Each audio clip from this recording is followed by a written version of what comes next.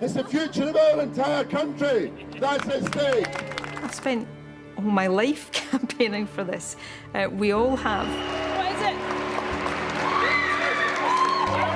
it? This was about the future of my country. It was the future of Scotland. On the 18th of September 2014, the people of Scotland were asked yes or no, should Scotland be an independent country? When the future of your country is at stake, you cannot stand back. It was a real sort of pit in our stomach. When the campaigns got going, the nation was gripped. Never been able to listen to the Proclaimers without having flashbacks now.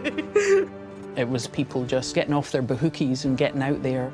Labour were really worried about it. Now is the day! Now is the hour!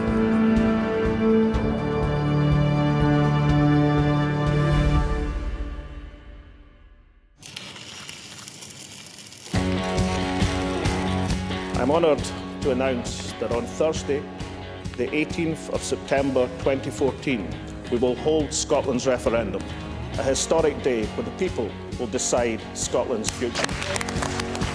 For me, it's a relief. I'm not one of life's natural secret keepers, so I'm glad the date's out there now and I no longer have to worry about accidentally blurting it out.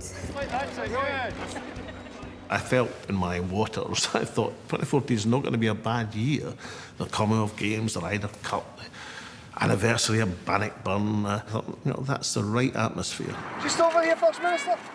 We were masses behind at that stage. I mean, I don't know, 20 points, perhaps more than 20 points behind at that stage.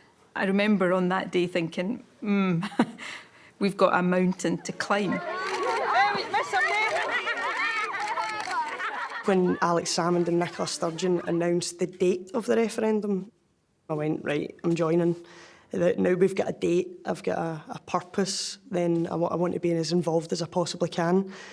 So I joined the SNP, mainly as a means to actually start doing things with the Yes campaign. Fine bit of work, fine bit of work. The first thing we really did was to start setting up the local groups around Scotland. We wanted initially to have one in every local authority area, so there'd be a Yes group in all 32 local authority areas in Scotland. And then out of those groups, even more localised groups would blossom. A couple of activists simply put out the word that they were going to form Yes Troon, and a bunch of us turned up. Somebody would bake, I'll get the tea, I'll get the coffee. It was incredibly DIY, basically.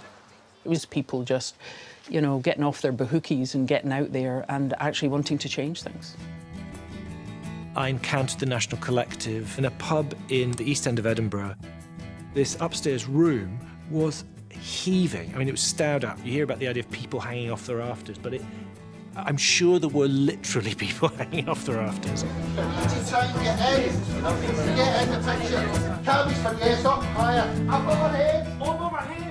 The SNP had a lot of members who found it really hard to understand why we had this very, very broad campaign with lots of groups, because they had got to where they were through discipline and unity, and their party was the movement for independence. It took us, I think, a little bit of time to let go, and some in the Yes campaign will probably say we never quite let go, and they may have some justification in saying that. And I speak personally here, I think it took me a little bit of time just to acclimatise and become used to that very different way of campaigning. I was expected, this, come in, welcome, and we'll tell you what all this is about. And instead I got handed 1,000 leaflets and told to go to the high street. Well, I don't know yet. You're undecided, sir. The first thing we did was ask people to put themselves on a scale from 1 to 10, where 1 is I'm completely against independence and 10 was I'm completely enthusiastic about independence. Where would you say you are on this scale, madam? I would say the first one. The first one. And so the idea was not to get somebody from 1 in the scale to 10 in the scale. It wasn't like a Damascene conversion we were after. We had 2.5 years, and so we could move them from 3 in the scale to 4 in the scale to 5 in the scale to 6 in the scale. And by the time you're getting to 6 or 7 in the scale, you're starting to have a Yes voter. If you get to 8 in the scale, you've got somebody who's not just voting Yes, but telling their friends about it. If you've got somebody who's 9 in the scale, they're getting involved with a Yes group. Certainly not. We had this constant sense of suspicion within the Yes campaign about Better Together and what on earth they were doing. Are you guys ready for the next year? Thanks very much. While we were running ourselves ragged, developing all these local groups, hundreds of local groups and thousands of volunteers out doing all sorts of stuff, they weren't, which raised all sorts of suspicions within the Yes office, and campaigns always get paranoid about each other. But we were sitting there thinking, well, what is their plan? What are they doing? Are they running some kind of secret mailing operation? Do they have huge amounts of data that we don't have? Yes. Our aim as a campaign was to make sure that nobody picked up a phone to a voter, nobody knocked on a door of a voter without that telephone or that door being answered by an undecided voter. Both campaigns gathered data on voters from different sources, including the company Experian. To help you stay ahead of the curve, we have developed the new generation of Mosaic. It combines unparalleled data resources, including 850 million records on 49 million UK adults. But Better Together went a step further. They commissioned a bespoke database of likely undecided voters.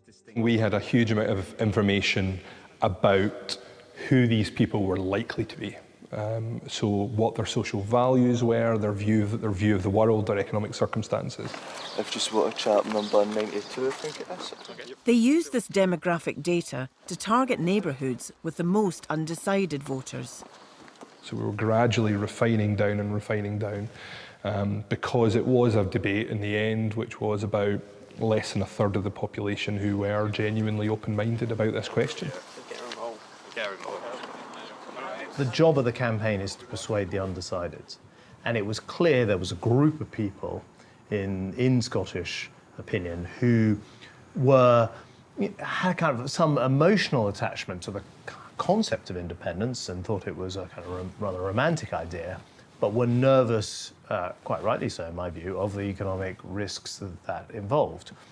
It fell to me as Chancellor Exchequer, and the person who was sort of chairing the UK government effort, to persuade those people not to take that risk.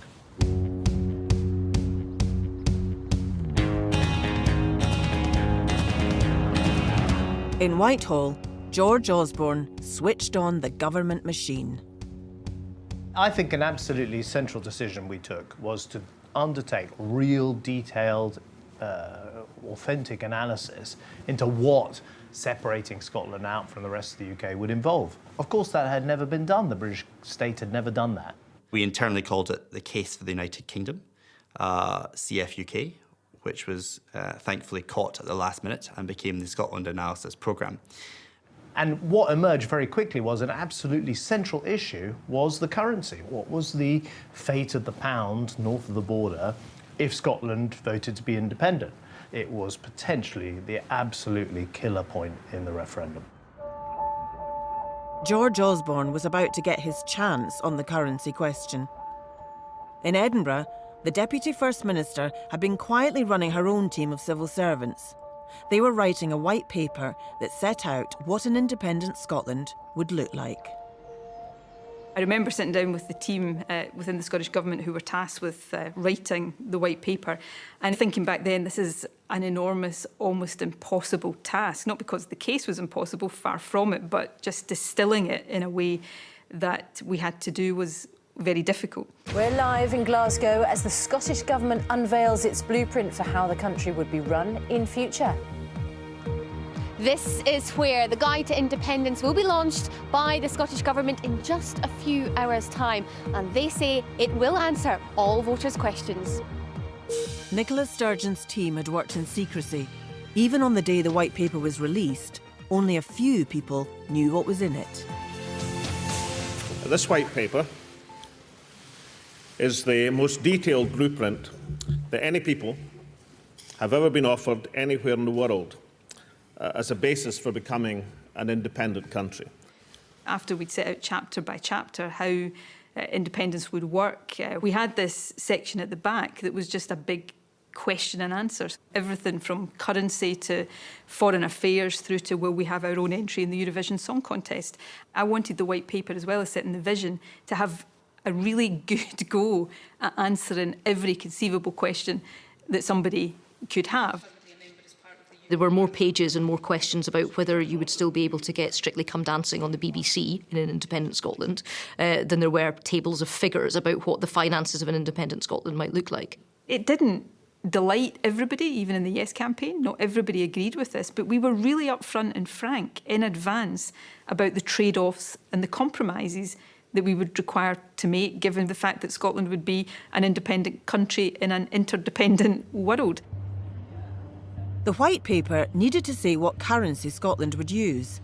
In the 1990s and early 2000s, SNP policy was to join the euro, but now the UK pound looked more attractive. Sturgeon and her team looked at 4 different options. Currency was always going to be really difficult. It was always going to be the most difficult issue for the Yes campaign, and that would have been true whichever one of those options we had settled on. Alex Salmond and Nicola Sturgeon settled on Scotland keeping the pound in the form of a new currency union with the rest of the UK. They didn't say what would happen if the UK refused. Now, a currency union's like a dance. If I go up to someone, a woman, and say, I'd like to have this dance, and she says, I'm not dancing with you, then there's no dance. So what the White Paper did on its publication was transfer to George Osborne total control over the currency issue. I was thinking, both as a chancellor but also as a campaigning politician, this is where the issue is, because it crystallises for the Scottish people the huge decision that it is involved in making your country independent. You know, how do you share your currency with another nation? Do you bail out their banks when their banks are in trouble? Do you bail out their public services when they run out of money? Do you accept that the Westminster government constitutionally have the right to say no? There will be a sterling zone for the reasons that we've set out, Bernard. That's all right, I said, with all due respect. Do you accept that the UK government have the right to say no? Yeah, we'll say yes, and they won't say no. 2 months later, Mark Carney, the Governor of the Bank of England, was in Edinburgh. He was there to deliver a speech, The Economics of Currency Unions. A dry-sounding topic, but he could sink the SNP's claims that Scotland could keep the pound. I had breakfast with him beforehand. It was the first time I'd really met Mark to a great extent, but I got extremely well with him. He told me what he was going to say in his speech.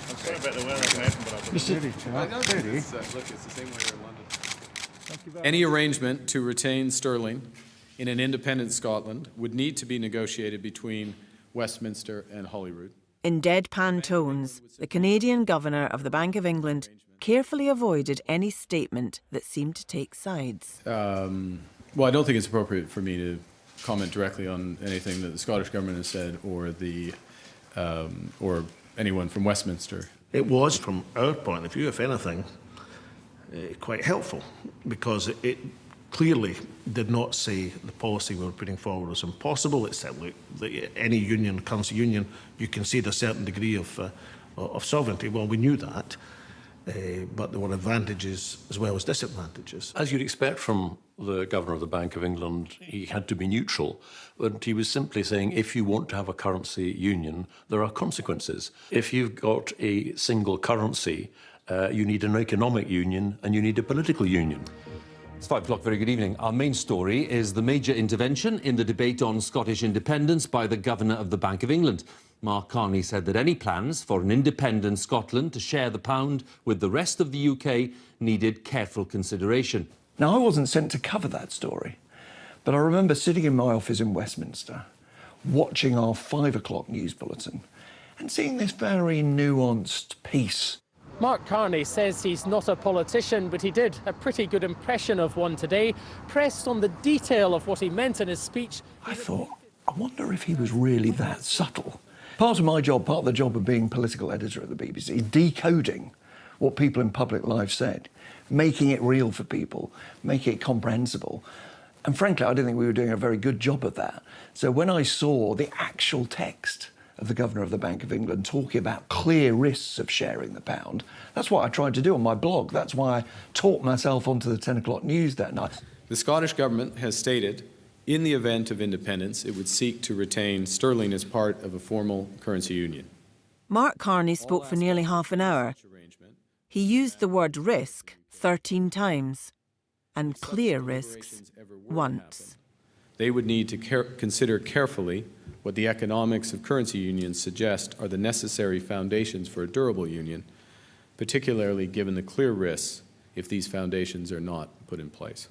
The two words used by the Governor of the Bank of England to describe the pound being shared between an independent Scotland and the rest of the UK were clear risks, and the spectre was of a Eurozone crisis, a repeat, in other words, of runs on the banks, a run on sovereign debt, in other words, the spectre of a Greece or a Portugal or a Spain. Well, all of a sudden, the Governor's speech had been reinterpreted as an outright assault on the idea of a sterling union between Scotland and England, which it hadn't been and wasn't. For months, the government in Westminster had been hinting they wouldn't agree to a currency union with Scotland, but they hadn't rejected the idea explicitly. We were sensitive about creating a situation again in which the rest of the UK appeared to be in conflict with Scotland over the issue. So we had got into this bizarre situation where we would talk about it being unlikely and then highly unlikely, and then you wouldn't believe how unlikely it is. I had an agreement with the Chancellor that nobody would do anything until we were ready for it. But after Mark Carney's speech, I thought, right, we're going to do it, we should do it now. Well, I met George Osborne the morning before he made the pound announcement. He'd spent an overnight in a hotel in Edinburgh. We met for breakfast and we chatted on our way over to the event. And he was very upbeat. I mean, he'd seen all the polling and knew that this could be a shift. I remember having breakfast with Ruth. You know, she was my trusted advisor on many of these things. I thought she had a very good instincts. I would always seek to speak to her in advance. And I remember thinking we needed to get these arguments socialised, if you like. They needed to be in the bloodstream of the political debate. They couldn't just be deployed, you know, days or weeks before the actual vote.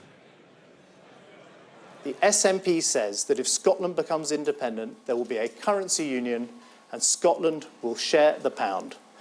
People need to know that is not going to happen, because sharing the pound is not in the interests of either the people of Scotland or the rest of the United Kingdom. If Scotland walks away from the UK, it walks away from the pound. As he left, his car moved from the front of the hotel to a side entrance as his press team appeared to want to shepherd him away without taking any further questions. Sometimes you need to get a clear statement out, say it, and bugger off. Chancellor, how much is this decision today going to cost businesses in England? Thanks, Rob. All that matters in the heat of that campaign, and one of the most key, important parts of the campaign, is will people hear the message that it's no to a currency union? And with that, off to more engagements. I used to say, if Mrs McGuinty in Auchtermuchty has not heard that line, that fact, that position, then it's as well we hadn't said it. So we had to get in, we had to say it, and then we had to ram it home and repeat it and make it an established fact of the campaign, not that something was up for negotiation. It worked well in some places, and in other places I think people went, wait a minute, I think that's a bit as unnecessarily abrupt. It certainly in campaigning terms probably didn't land as well as people might have expected it to. One of the people I knew, a friend who was one of the most ardently opposed to independence of anybody I knew, he told me that was the closest he came to switching to yes was when Osborne ruled out a currency union, and it almost moved, didn't quite, but almost moved him to yes. You look, as the English UK Chancellor Exchequer, I was going to get a whole load of pushback from Scottish nationalist politicians who would say he's got no right to say this, or he's being rude, or, you know, he's being disrespectful, but they wouldn't actually be able to answer the central charge. For the next 7 months, until referendum day, Better Together kept up the attack on currency.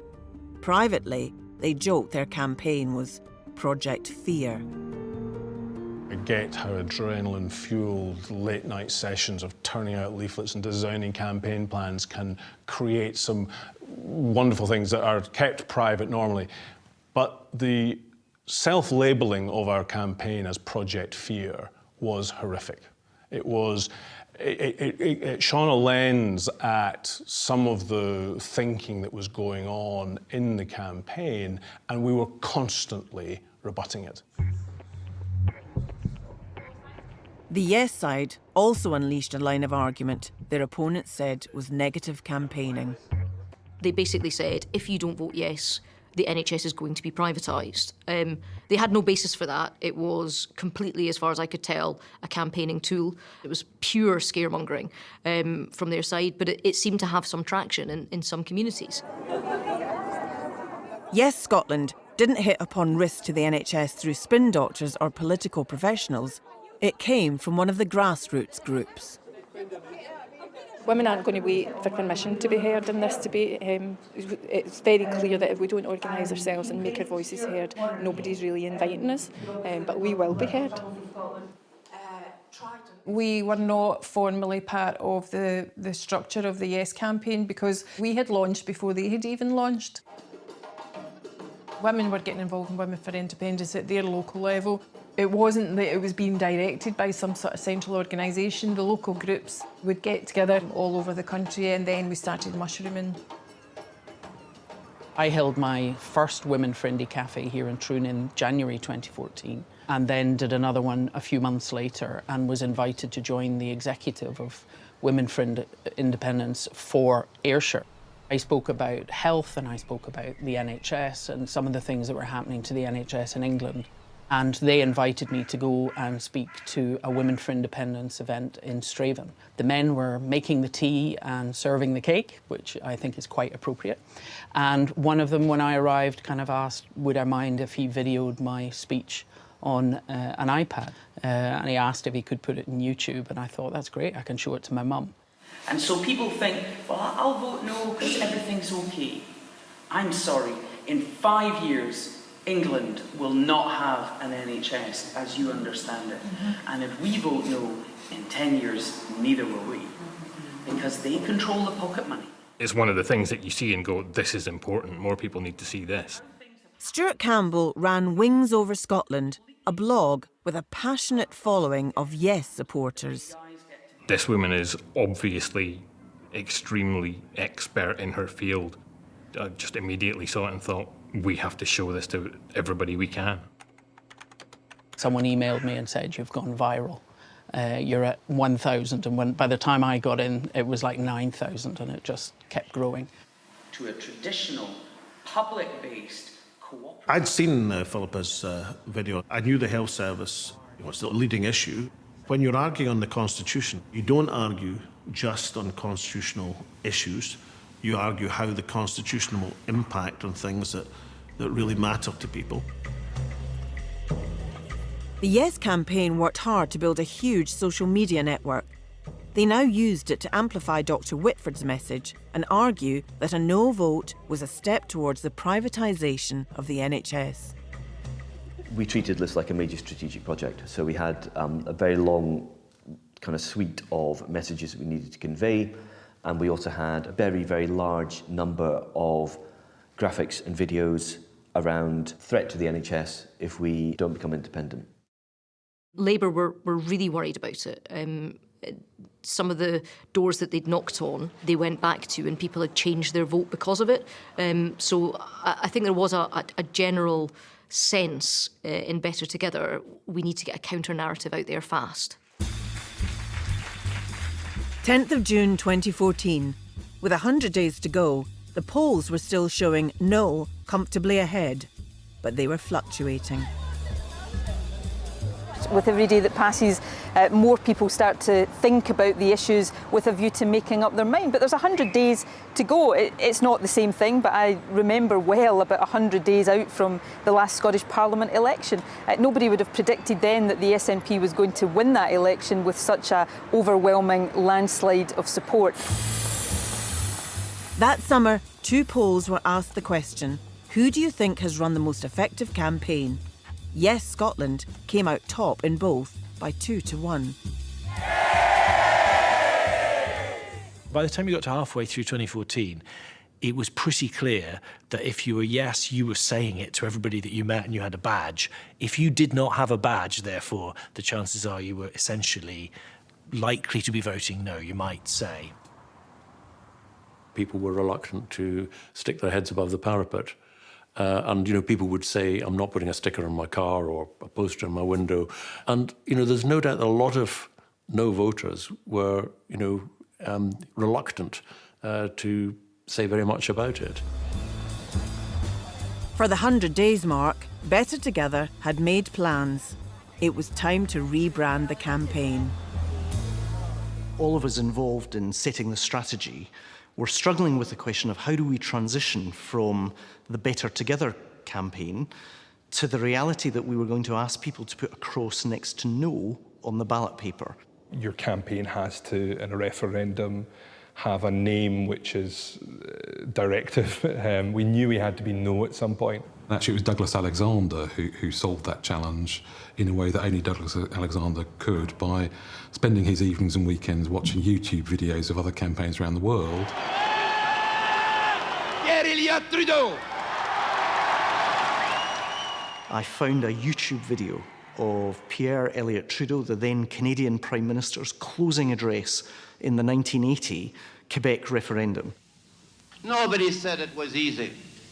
And that's why we say it takes more courage to stay in Canada and fight it out. And behind him was a large sign that said "Non merci." And as soon as I saw that, I realised that that could hold the key to the next stage of our campaign. So within a couple of days, we had tested No Thanks in focus groups across Scotland, and it literally tested out of the park.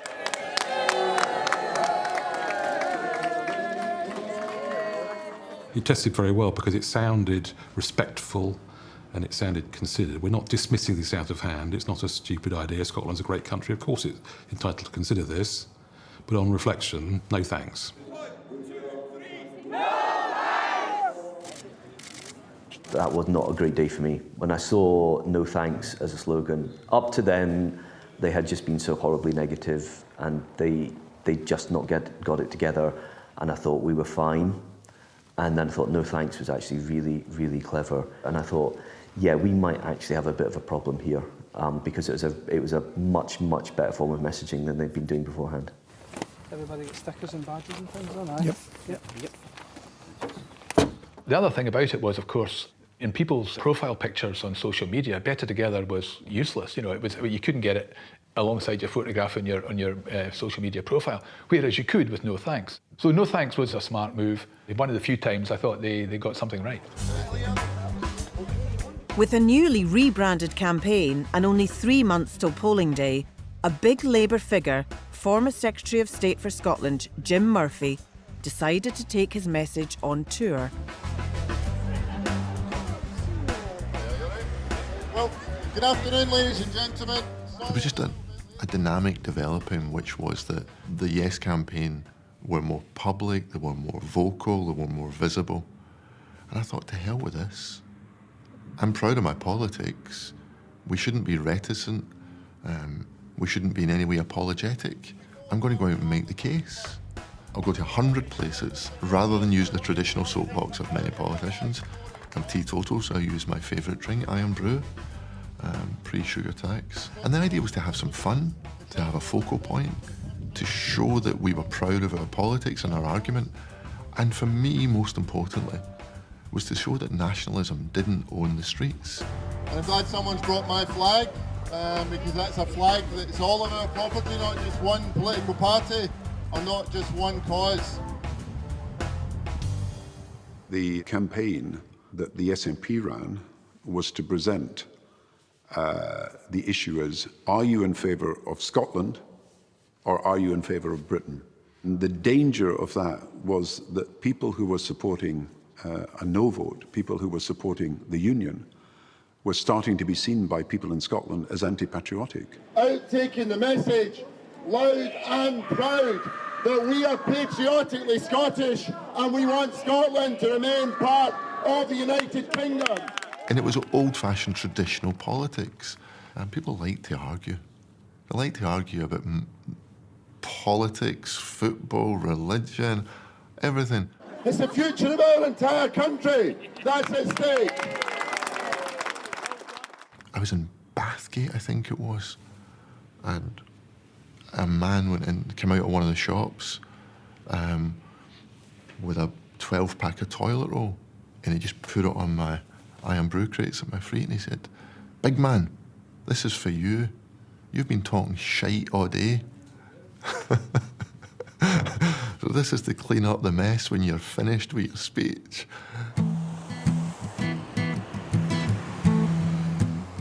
Naturally, everybody was talking about the referendum. The level of engagement at that point amongst the people of Scotland was overwhelming.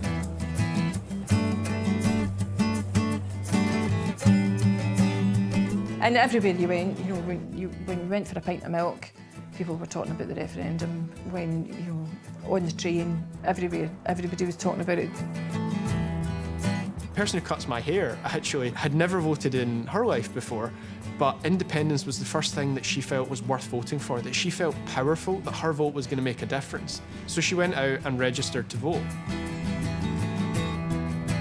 I remember a taxi driver dropping me off at the Better Together headquarters, stopping the meter and saying, "If I stop the meter now, will you explain the Barnett formula to me?" Now, that's not normal. No fact, the referendum. Too much debate. I was basically living and breathing the referendum. All my spare time was spent campaigning or, you know, just basically debating people or trying to convince people. My name's Mary. I'm not a politician or a business person. I'm just a student at this uni. I'm very grateful to be invited along tonight to talk. Mary Black was, I mean, I'd never heard a 19-year-old like it. I was really impressed. This is about our future. This is about my future. I've got an entire lifetime ahead of me. I want to know that I'm in control of it. So after that, I ended up on with talking at a public meeting with Jim Sillars. Jim Sillars had been campaigning for independence since the 1970s. He'd been an MP for both Labour and the SNP. I did a meeting in Shettleston, and it was very crowded. It was very hot, very crowded. It was absolutely packed. And I'd been to loads of his meetings already, so I was sitting, starstruck. At the end of that, Jim said to me, "Give me your email address, I'm getting in touch with you." And he invited me through to Govan for the launch of the Margot Mobile campaign. Margot MacDonald, Jim Sillars' late wife, had been a much-admired independence campaigner, but she had died in April, less than 6 months before the referendum she'd fought for. I was determined, although she couldn't be there in body, she'd be there in spirit. And a small group of us got together with the idea of a Margot Mobile. He'd put big, massive speakers on the front of it. He'd put a wee seat in the back, hooked up a mic, and had a stereo under the front seat there. So Frank would drive the van, and I was the one in charge of all the sound. So that was me up and down, turning the sound. And we had 2 songs. The first one was 500 Miles with the Proclaimers, and the next one was Cap in Hand by the Proclaimers.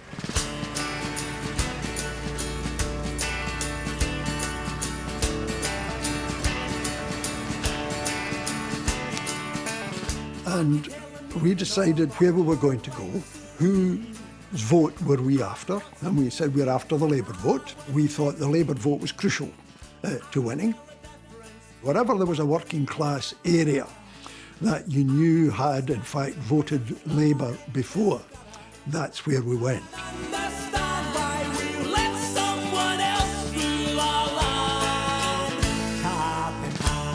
We would blast the music out to get attention. Folk would come to their windows. What the hell's that? I would turn down the music and Jim would have the mic. "I'm Jim Sillars. I'm only going to talk to you for 5 minutes. Here's why you should vote yes." And he would do his spiel. There was one woman in particular, I remember, in Easterhouse. She came running out of her house, like just like a tank, just raging. She looked fizzing, and I thought, oh God, here we go, I'm about to have an argument. Swung open the door, and I thought, God, we're ready for a fight. And she goes, I'm buzzing to see yous for this big hug. So I was like, right, okay.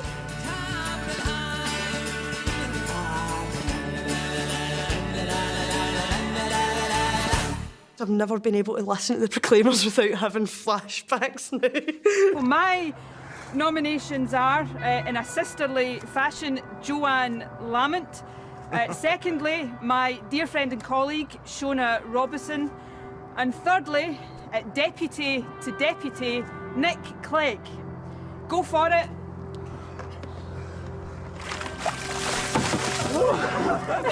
The Ice Bucket Challenge was the big craze of the summer of 2014. South of the Scottish border, a few non-politicians began to look north and to worry. Struck me as the most interesting thing that was going on. I couldn't understand why everyone else wasn't But I fascinated. remember when we met and talked about this, it was at a party for historians, and there were a number of kind of historians of 16th and 17th century Britain there, and we were talking about it, and they didn't seem remotely interested. It felt exactly like being children of divorcing parents and wanting to howl about it, but having absolutely no input into it at all. We were picking up on social media this argument that was being pushed by the nationalists in Scotland that people in England, people in Wales, people in Northern Ireland didn't really care. And there was this kind of nagging feeling we had that actually maybe that was kind of true because, you know, it didn't seem to be getting any traction south of the border at all. We were following lots of kind of people engaged in the Scottish referendum on Twitter. One of the people that we'd been in touch with through that was someone who was a Scottish advisor to David Cameron. And so I just sent him a private message and said, look, you know, we've got this idea, what do you think? So Tom and Dan came into Number 10 one day, up to the staterooms, which was fine. I still remember, actually, we were sitting, I think it was in the pillared room, in one little corner, got these wonderful Louis something chairs probably, and we're just sitting around, and they outlined what these thoughts and ideas were. We thought we'd have a letter written by him saying to the Scottish people, look, do what you like, but if you're interested in what we think, please don't go. And that would be signed by celebrities, and would then be, you could then sign on a website as well. So we hope we'd have hundreds of thousands of people signing as well. I thought this was a brilliant idea, because we'd spent a lot of time appealing to the heads of the Scots. We had to find ways of appealing to the heart as well, because the heart had been something that the Yes campaign had by and large owned for much of the campaign. These sunny uplands, this Braveheart view, you know, this future that's bright and everything else. You'd think that the British state would be better prepared and not have to need us to come up with kind of ideas like this. That was my overwhelming impression. We walk into Downing Street, a pair of complete muppets, and nobody has got a plan. The two historians joined forces with another group with close ties to the Labour Party, who produced a celebrity-backed ad campaign. As an English person, as a member of the United Kingdom family, as you are, and as we are, please don't go. Lots of people came together to try to make the argument as good as it could be. Many people from outside Scotland, I'm not saying at any point that their views were not mattering, they mattered a great deal, but the argument itself was best put by people who lived in Scotland. The Yes campaign also had supporters outside Scotland. In Bath, a Scottish journalist was online every day on his blog, Wings Over Scotland. Very early on, I realised how bad the newspaper coverage was, how bad the TV coverage was. And I started looking around the internet, and there were sort of one or two sites. I thought, well, somebody must be doing this, and nobody was. So I thought, sod it, I'm going to have to. The initial idea for Wings was just to sort of do a digest of what was of the big politics stories in the papers that day, and sort of fact check them and say, well, this is what it says in the papers, but this isn't right, or just do some analysis and a little bit of commentary on them. The best bit about it, in many ways, was getting to feel like you're making a contribution, because being stuck down in Bath, I can't go knocking on people's doors, I can't go campaigning on the streets. But if I can sort of provide people with ammunition, if I can help in that way, then I get to play a part in fighting for the thing that I've believed in my whole life. In August 2014, Stuart Campbell published his Wee Blue Book, setting out the case for independence. The whole point of the Wee Blue Book was to treat people like they were intelligent, to have an adult, sensible, reasonable conversation with them, to answer their questions. The Wee Blue Book was a stroke of genius. It was this fantastically concise, easy to understand, well-written campaigning tool that a lot of people found very useful during the referendum. I think some of his skewering of unionist arguments was actually very, very well done, very professionally done. The numbers on it are incredible. I mean, if you count online and print versions, there are well over 1 million copies of the Wee Blue Book knocking around. We had 800,000 downloaded just off of our site. It got downloaded off lots of other places. While the Wee Blue Book was a popular publication, Stuart Campbell's Twitter feed was generating some controversy. The impact of Wings. Are we talking about the Wings over Scotland, who is the kind of a data-driven journalist who gets to the annoying nugget and writes a piece around it and can't be argued with? Or is it the guy who refers to Tory politicians as troughing scum and goes on expletive-littered rants on Twitter?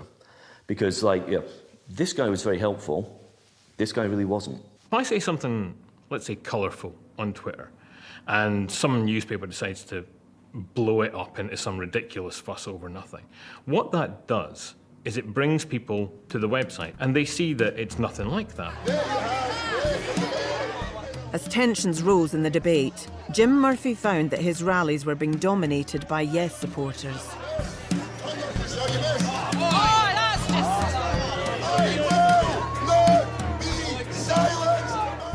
So Motherwell, for example, they just were unwilling to allow the event to take place.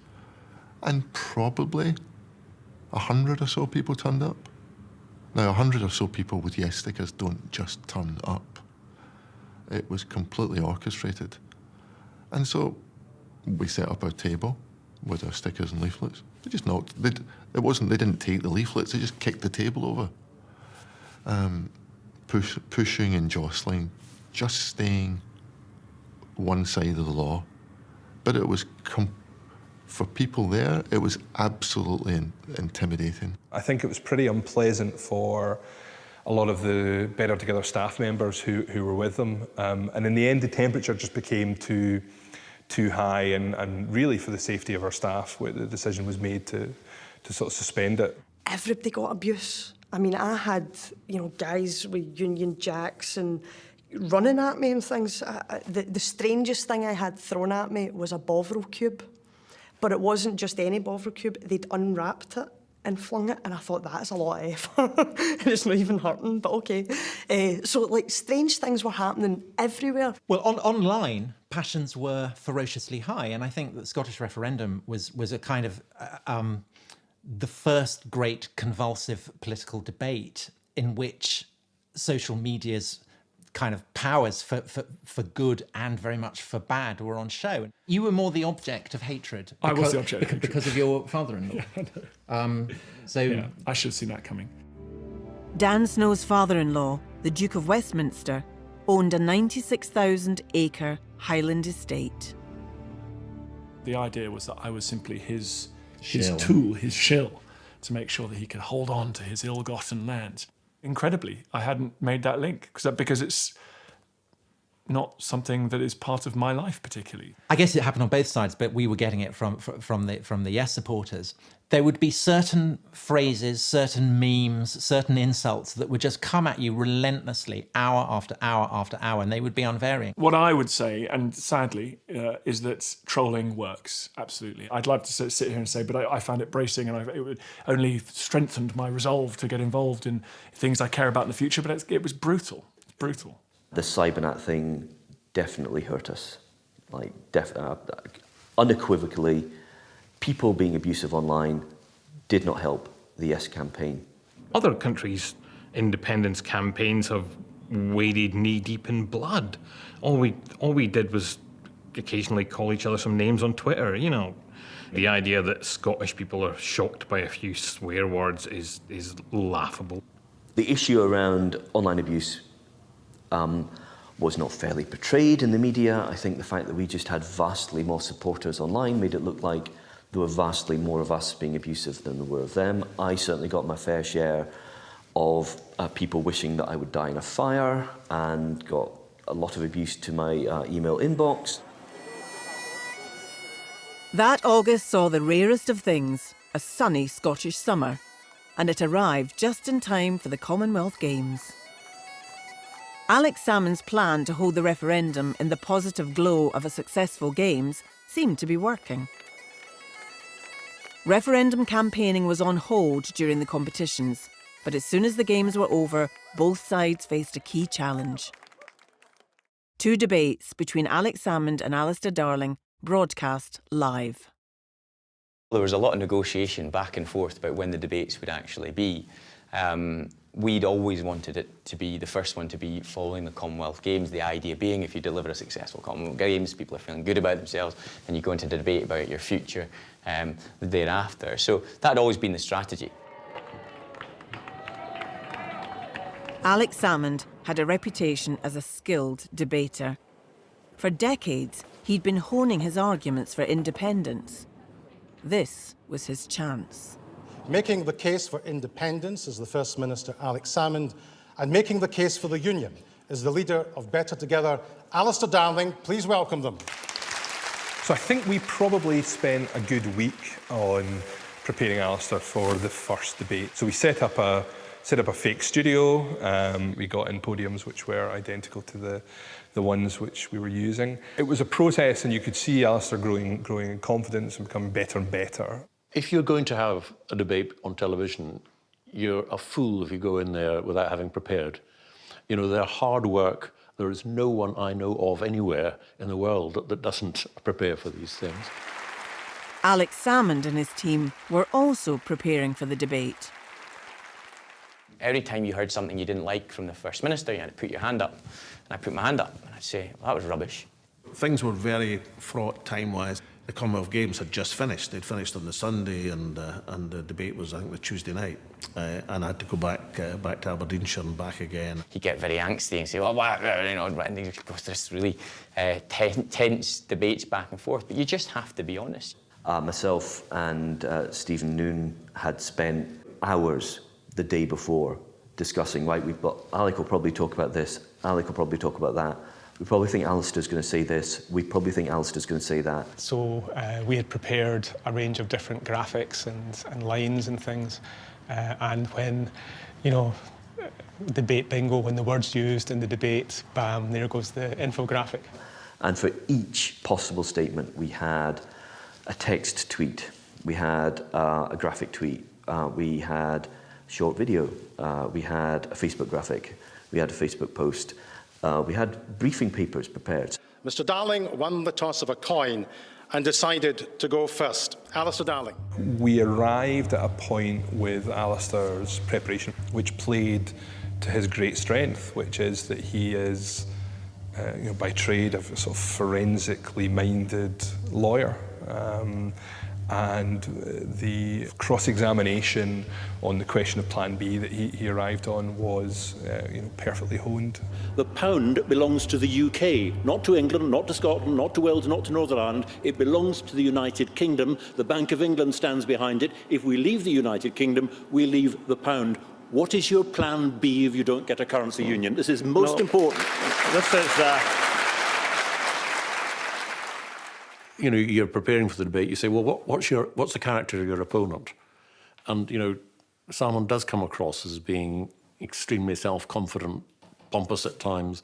And there's two ways you can deal with that. One is being rude, which I don't think works, particularly it doesn't work in telly. And the other is to try and, you know, prick the bubble. I want you to do something that would be really difficult. I want you to contemplate for just 1 minute the fact you might be wrong. What is Plan B? I could see that the Plan B thing was working because he patently hadn't got one, and you can see in in his eyes that he knew it. And he's normally a very confident debater, but he wasn't that night. What is it we're going to have instead? Please tell us. We need to know.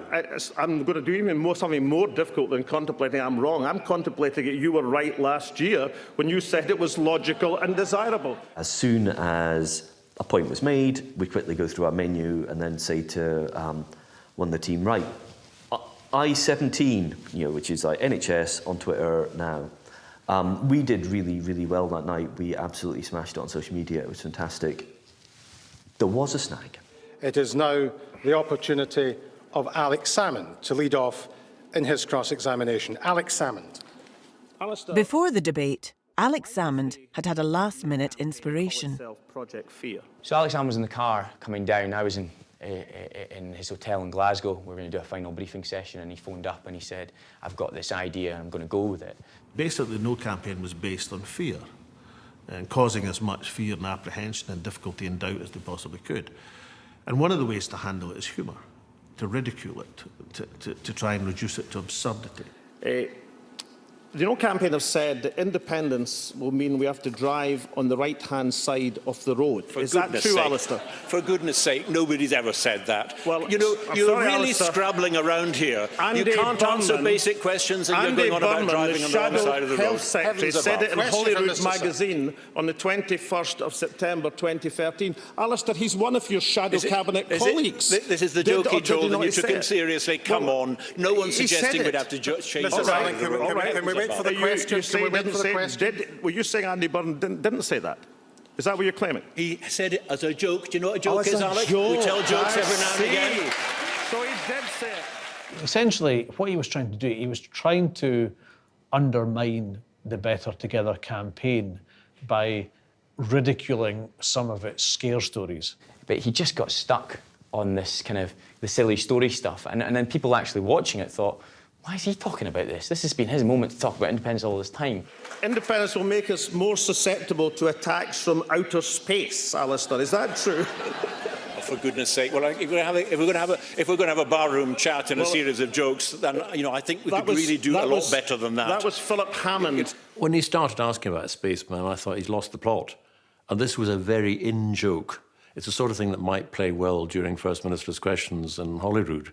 But outside that bubble, most people thought, what on earth is he on about? I thought we're in trouble, and I was so devastated. I didn't want people to see me looking devastated, so I walked into an adjacent auditorium. I could still hear the debate going on, and I just put my head in my hands. It was a darkened room, my head in my hands for a good 40 minutes. Can you look at the people of Scotland watching this programme and disavow these statements that have been made by people in the No campaign? But, you are being ridiculous. No, Surely we am I? owe it to people who are going He to said cast it. their votes in 6 weeks' time to have a grown-up conversation about currency, who's going to fund the pensions in the future, who's going to pay for the public the European services Union, that we need. Alistair. That's what we ought to be discussing. Right. Well, let's get on. I said earlier you might have Let's some get good on lines, but you've to got no these good topics, answers. Alistair. After the debate, and he came in, and he had no idea that it hadn't really gone that well. And he sort of just asked, so how did it go? How do you think it went? And of course, Kevin and I were left with the unenviable task of telling him that it hadn't gone pretty well, actually. It had gone pretty badly. And you can understand the idea, but it just didn't really work terribly well.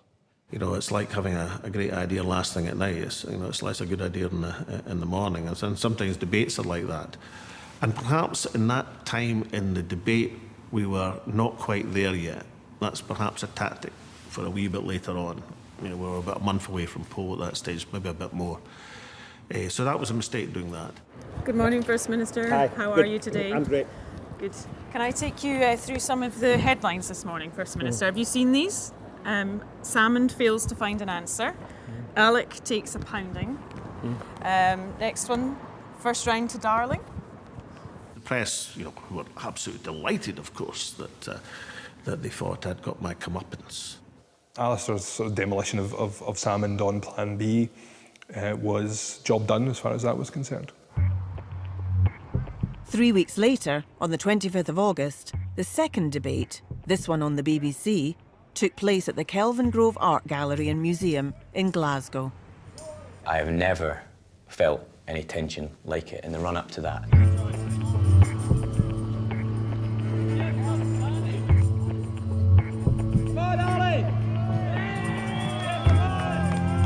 Now is the day, now is the hour to represent Scotland, darling.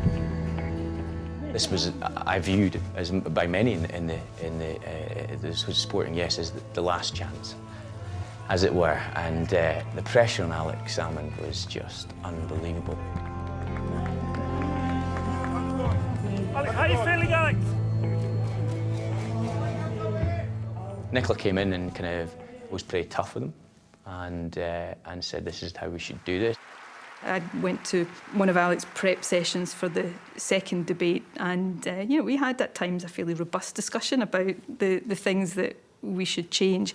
But in terms of the cross-examination, I encouraged him, and he did this to pick up on our opponent's weaknesses and put them on the back foot. 100,000 extra children in Scotland moving into poverty with the welfare reforms. 100,000 people with disability.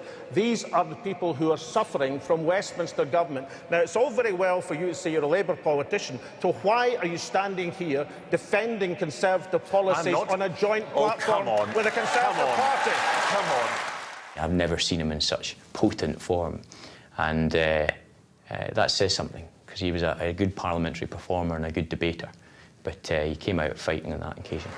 Name 3 job-creating powers that the Better Together parties intend to give the Scottish Parliament. Name 3 job-creating powers. Well, first of all, devolving the work programme to local authorities. What the work programme does, and if it's devolved further, as I want to see it, the work to programme towns pays and cities. people Well, poverty if you're going to wages. ask a question, for Job-creating goodness sake, powers. wait till you get the answer. In Alistair Darling's cross-examination of Alex Salmond, he kept to well-trodden ground. Right. I want to go back to currency because on Sunday I read in the newspapers that you wished at our last debate that you made a better fist at explaining what your plan B is. Off you go and tell me. I've heard of one-trick ponies, but this must be the most extraordinary thing tonight. I found the second debate quite difficult because I don't really understand why we tried to deploy Don't Plan B again, because one of the things that was clear, and we said this directly to the team, Alex Salmond is not going to not have an answer again. I don't know what the answer is, but he's going to have one. So we need a different angle here, or maybe address it, pick on a different risk. Now, I want you to contemplate the impossible. Ask yourself, you're wrong. You don't get a currency union. What is your plan B? You must have a plan B. Even your insults are retreaded from the last debate, Alice. That's incredible. Let's be clear about it. If I did better in the first debate, Salmond did better in the second debate. Once we got into the debates and afterward, there was a turning point of where we were responding less to their claims and they were responding to us. And actually the pressure started to be on the No Camp people. We were questioning them about their plans for Scotland if there was a no vote. Well, I mean, the people will judge, but as you can see, the Yes campaign are very pleased tonight. Thank you.